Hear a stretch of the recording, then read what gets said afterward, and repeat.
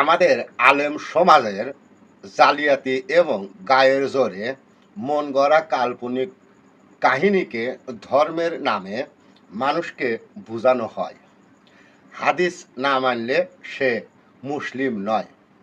তেমনি আলেম সমাজের বেড়ে ওঠা আল কোরআনের বিরুদ্ধে বিদ্রোহ করা এবং পাঁচ ওক্তা নামাজ আল্লাহর হুকুম, কিন্তু মোল্লা শয়তানদের দাবি কিভাবে সেই নামাজ আদায় করতে হবে বা পড়তে হবে তার কোনো ব্যাখ্যা আল কোরআনে নাই, যার কারণে হাদিস বাধ্যতামূলক মানতে হবে।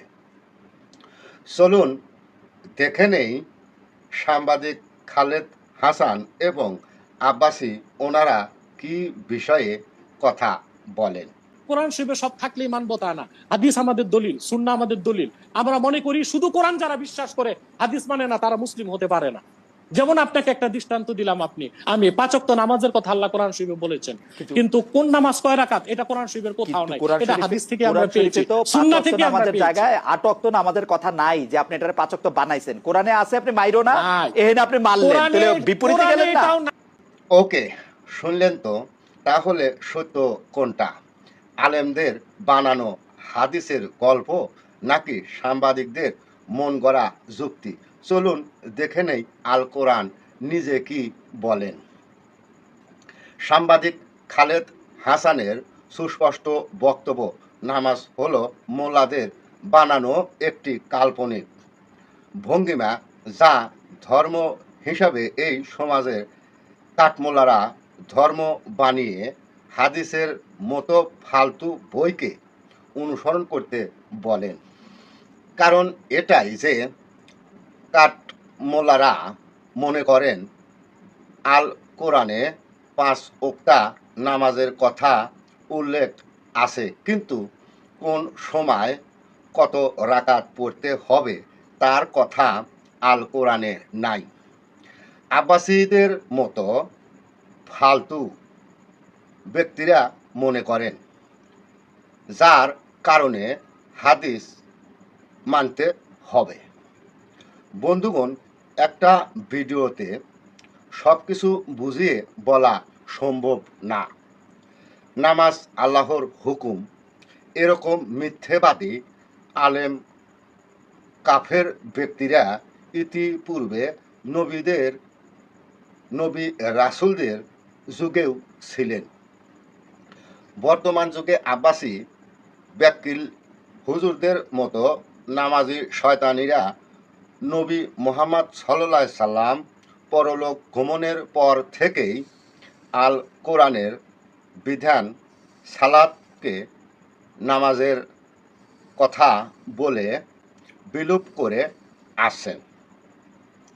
যুব সমাজ আর দেশের বিজ্ঞ জ্ঞানী গুণীরা তারা দুচোখ বন্ধ করে মেনে নিয়ে আলেম ওলামাদের মতো শয়তানকে অনুসরণ করতে থাকেন।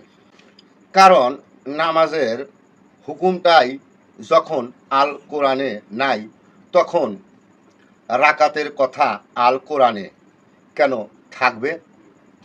আব্বাসী হুজুরের মতো করে যারাই ভাবেন হাদিস না মানলে সে মুসলিম নয়, তখন আল কোরআন আল্লাহর হুকুমটা অর্ধেক বাণী হয়ে যায়।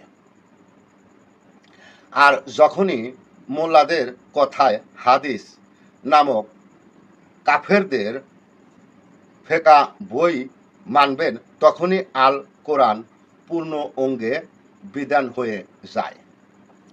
কিন্তু নবী মুহাম্মদ সাল্লাল্লাহু আলাইহি সাল্লাম তিনি আল কোরআনে বলে দিয়েছেন, সূরা আল মাদিয়া আয়াত ৩, আজ আমি তোমাদের জন্য তোমাদের দিনকে পূর্ণ করে দিলাম।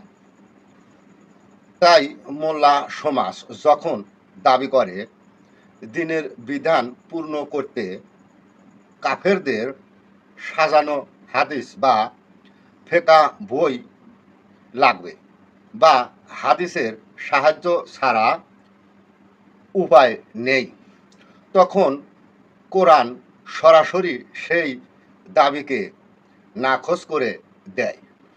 বন্ধুগণ, আলেম ওলামাদের কথায় আল কোরআন হলো সৃষ্টিকর্তার অর্ধেক বাণী হয়। আমি আবারও বলছি, আলেম ওলামাদের কথায় আল কোরআন হলো সৃষ্টিকর্তার অর্ধেক বাণী হয়। আপনি আল কোরআন অর্ধেক বাণী হিসাবে মানেন কিনা কমেন্ট করে আপনার মতামত জানিয়ে দিবেন। সবাইকে ধন্যবাদ।